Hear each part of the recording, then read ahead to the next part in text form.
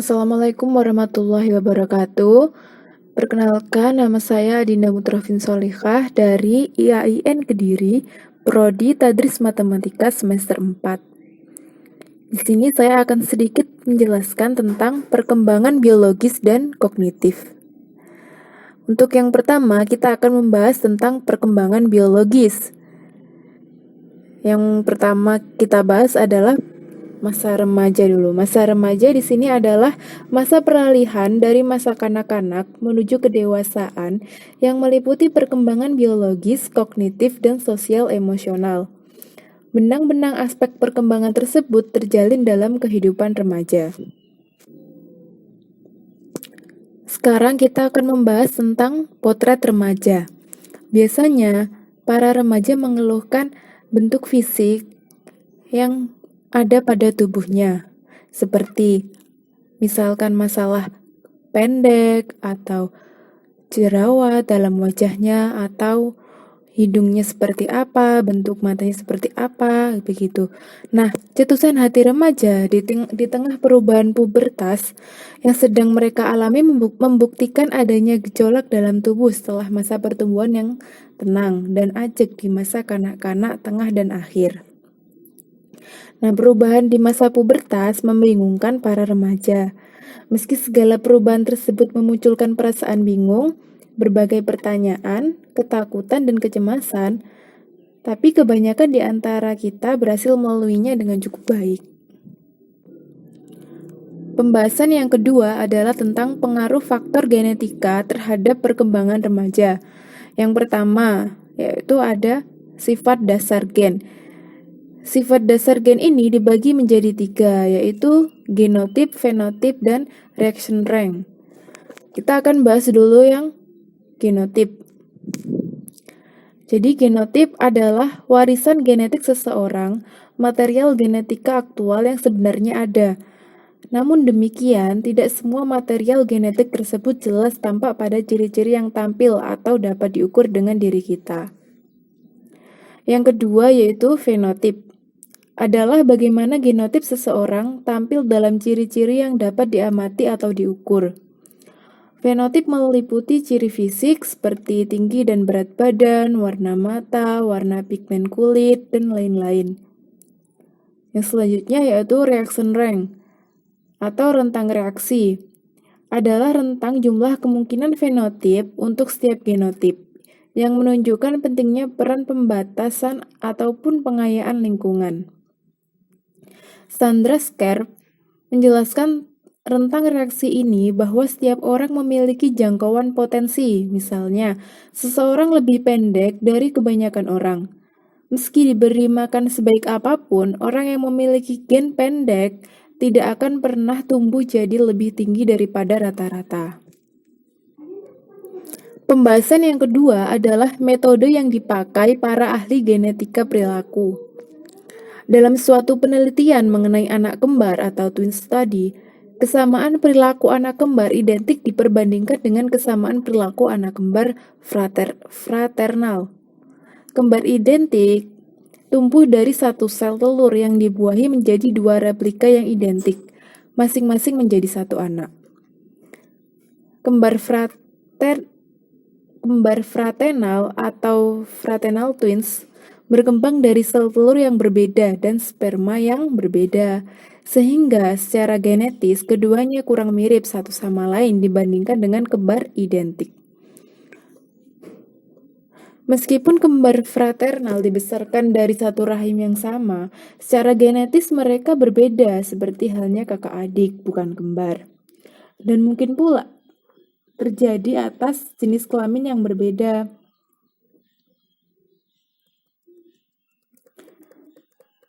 Dalam studi penelitian adopsi, penelitian berusaha menemukan apakah perilaku dan ciri-ciri psikologis anak yang diadopsi lebih mirip dengan ciri orang tua angkat yang menyediakan lingkungan rumah bagi mereka, atau lebih mirip dengan orang tua biologis mereka yang menyumbangkan faktor bawaan. Penelitian adopsi lainnya dapat dilakukan dengan membandingkan kakak beradik hasil adopsi dengan yang sekandung. Pada suatu penelitian ditemukan bahwa tingkat pendidikan orang tua biologis merupakan prediktor yang lebih baik IQ anak angkat ketimbang IQ orang tua angkat si anak. Ada keterkaitan genetik antara orang tua biologis dengan anaknya dengan diadopsi orang lain. Dan dampaknya adalah bahwa faktor bawaan mempengaruhi skor IQ seseorang.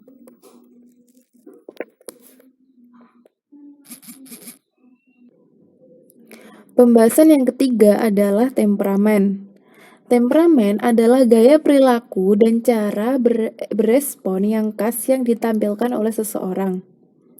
Alexander Chis dan Stella Thomas mengemukakan bahwa ada 3 kelompok temperamen, yaitu anak bertemperamen mudah, anak bertemperamen sulit, dan anak bertemperamen lambat. Bisa dilihat di slide mengenai ketiga kelompok temperamen tersebut.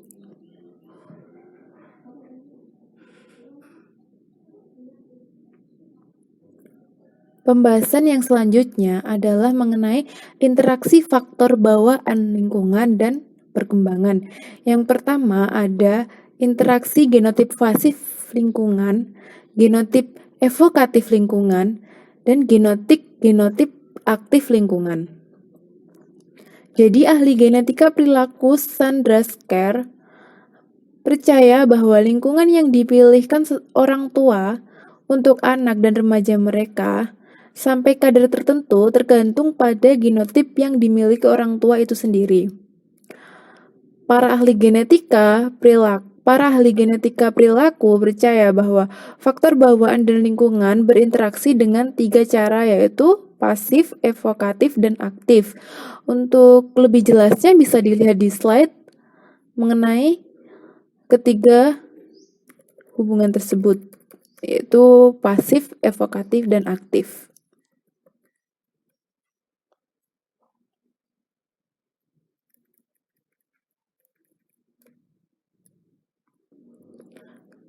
Yang kedua ada pengaruh lingkungan yang terbagi atau tak terbagi.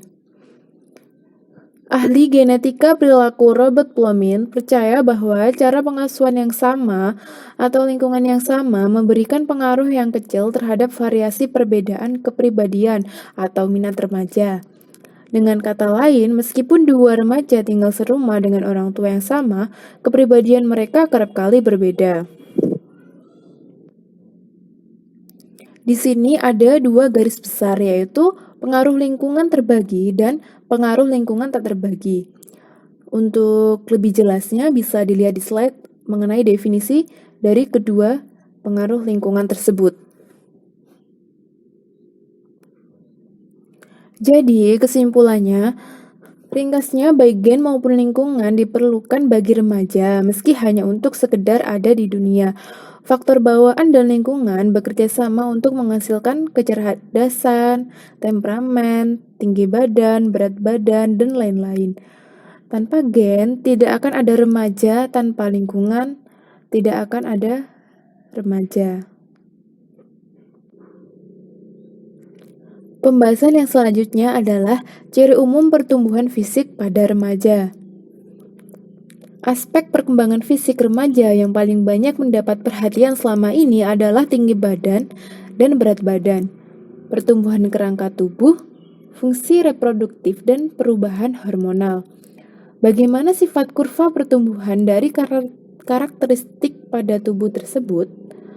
Faktor-faktor apa saja yang mempengaruhi kurva pertumbuhan tersebut? Yang pertama ada 4 kurva tumbuh kembang yang terdiri dari pertumbuhan fisik umum, organ reproduksi, otak, dan kepala, serta kelenjar limfoid. Yang kedua ada faktor-faktor yang mempengaruhi kurva pertumbuhan. Sampai saat ini sedikitnya ada 4 mekanisme yang diketahui berpengaruh terhadap kurva pertumbuhan, yaitu faktor mencari sasaran atau penstabilan diri, kecepatan kematangan, pengaturan umpan balik, dan massa tubuh. Mengenai faktor mencari sasaran atau penstabilan diri dalam keadaan terhambat penyakit atau nutrisi yang buruk, pertumbuhan individu seringkali dapat kembali mencapai kondisi seharusnya setelah kondisi negatif tersebut diatasi. Kekuatan pengaturan kembali ke kondisi semua ini diperkirakan memiliki dasar genetik. Sedangkan kecepatan kematangan yang berbeda diketahui terjadi pada bagian-bagian tubuh yang berbeda. Misalnya, kepala selalu lebih cepat berkembang daripada badan, dan badan selalu lebih cepat matang daripada anggota badan. Sedangkan pengaturan berdasarkan umpan balik melibatkan penyesuaian diri struktur biologis terhadap umpan balik. Misalnya, sekresi kelenjar pituitari mempengaruhi berbagai kelenjar lain, seperti kelenjar tiroid dan kelenjar seksual. Sekresi pituitari disesuaikan dengan tingkat hormon pada kelenjar lainnya. Saat sekresi, kelenjar lainnya mencapai kadar yang tepat atau memadai. Kelenjar pituitari mengatur keluarnya agar tetap berada dalam keseimbangan yang sudah tercapai.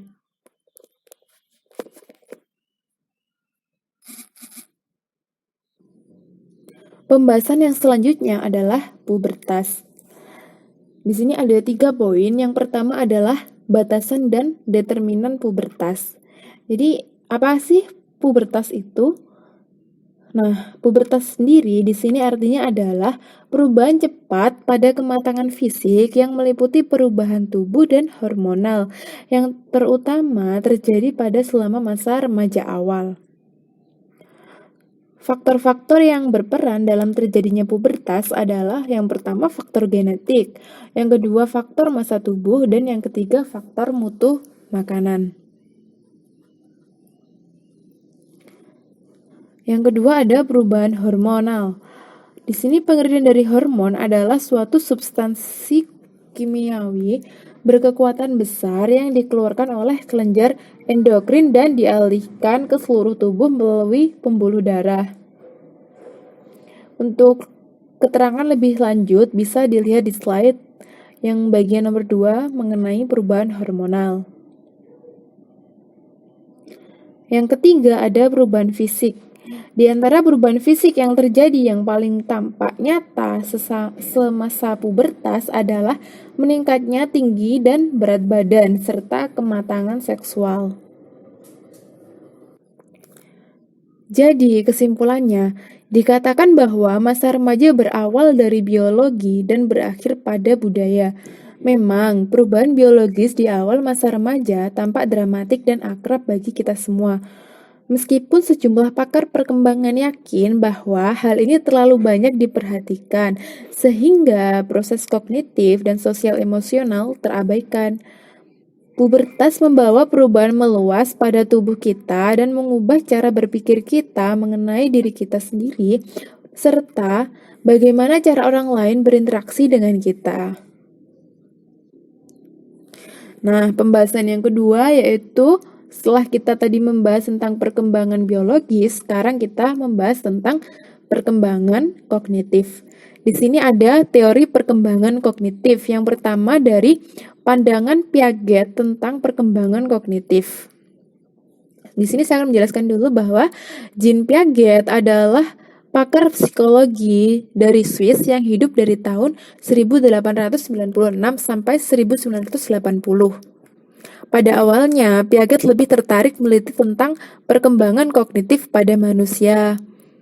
Piaget berpendapat bahwa anak-anak membangun sendiri secara aktif dunia kognitif mereka.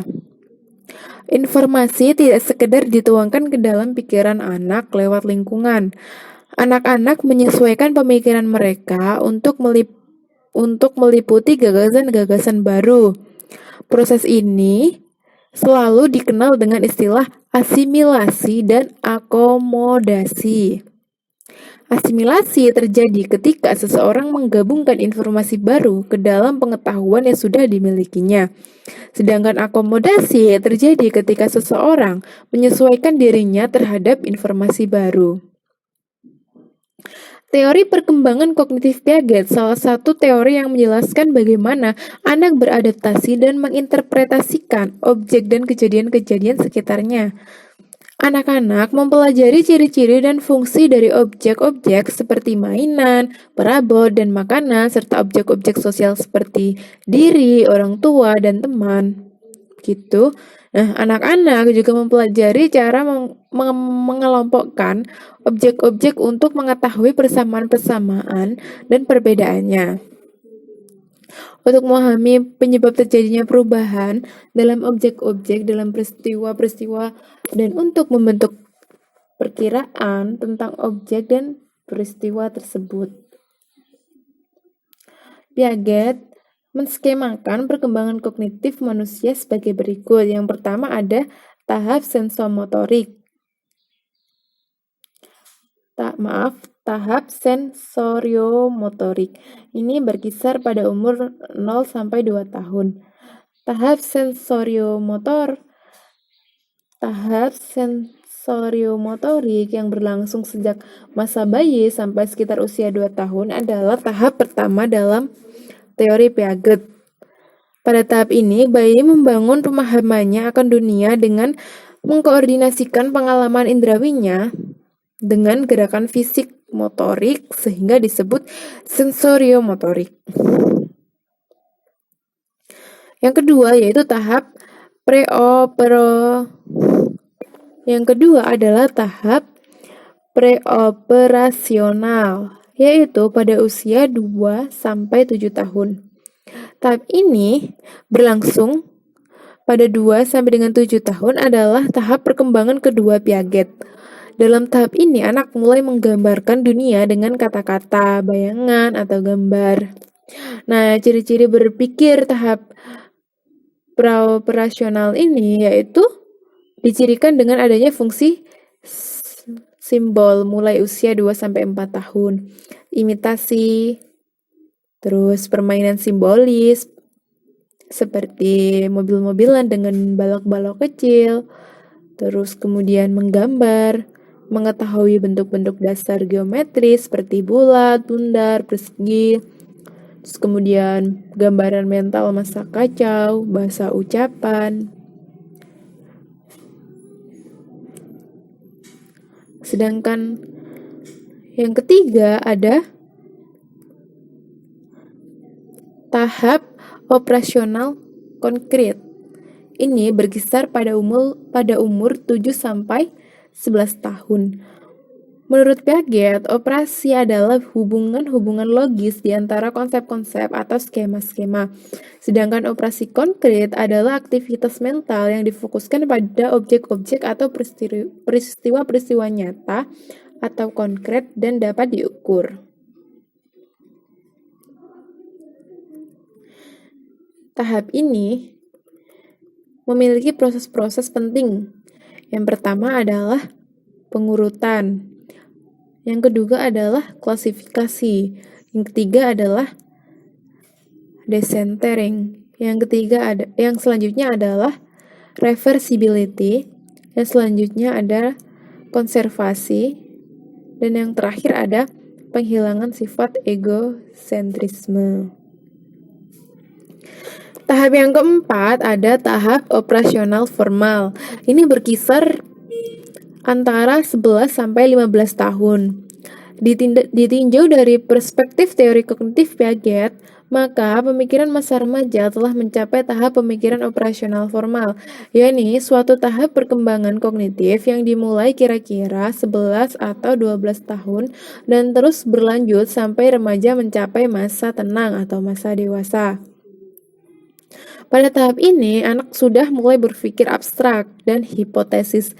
Pada masa ini, anak sudah mampu memikirkan sesuatu yang akan atau mungkin terjadi, sesuatu yang abstrak.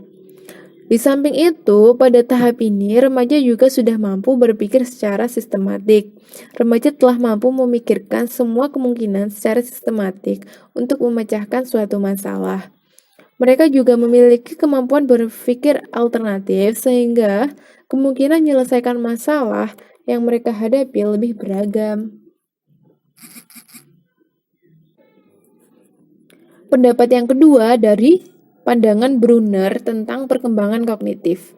Jadi, Brunner menjabarkan 6 konsep pokok dalam perkembangan kognitif, yaitu perkembangan intelektual, ditandai oleh meningkatnya variasi respon terhadap stimulus. Yang kedua, pertumbuhan tergantung pada perkembangan intelektual dan sistem pengolahan informasi yang dapat menggambarkan realita. Yang ketiga, perkembangan intelektual memerlukan peningkatan kecakapan untuk mengatakan pada dirinya sendiri dan orang lain melalui kata-kata atau simbol-simbol. Yang keempat, interaksi antara guru dengan siswa sangat penting bagi perkembangan kognitif. Yang kelima, bahasa menjadi kunci perkembangan kognitif. Dan yang terakhir, pertumbuhan kognitif ditandai oleh semakin meningkatnya kemampuan menyelesaikan berbagai alternatif secara simultan. Nah, menurut teori Brunner, peserta didik berpikir dan mencipta melalui inquiry dan peran-peran yang dimainkan dalam pembelajaran. Proses belajar lebih dari sekedar menghasilkan informasi. Brunner dalam memahami karakteristik perkembangan kognitif ini didasarkan pada tingkah lakunya sesuai tahapannya. Nah, tahapan tersebut digambarkan sebagai berikut. Yang pertama ada tahap enaktif. Pada tahap enaktif ini, pengetahuan diperoleh melalui respon-respon motorik. Anak mulai memahami lingkungannya. Pada tahap ini, anak memulai memahami lingkungannya melalui gerakan atau aksi. Anak mulai melakukan berbagai gerakan atau aksi untuk memahami lingkungannya. Mereka mungkin membolak-balik buku seakan-akan membaca isi buku tersebut. Anak mulai memahami nama-nama benda dari percakapan dengan orang-orang di sekitarnya atau mengamati gambar-gambar benda di dalam buku. Yang kedua ada tahap ikonik. Pada tahap ini, pengetahuan lebih banyak berasal dari gambaran imajinatif. Anak membawa informasi yang didapatnya melalui imaginary. Karakteristik tunggal pada objek yang diamati dijadikan sebagai pegangan, dan pada akhirnya anak mengembangkan memori visual. Misalnya, anak-anak melihat gambar orang. Berdasarkan pengamatannya, orang memiliki bagian-bagian tubuh. Informasi ini kemudian dibawa ke alam imajinasinya, sehingga dia dapat memiliki gambaran visual bahwa orang terdiri dari beberapa bagian tubuh. Tahap yang ketiga yaitu tahap simbolik. Pada tahap ini, pengetahuan lebih banyak berasal dari kata-kata yang berubah-ubah, simbol matematika, dan simbol sistem. Remaja mampu menyusun gagasannya secara padat.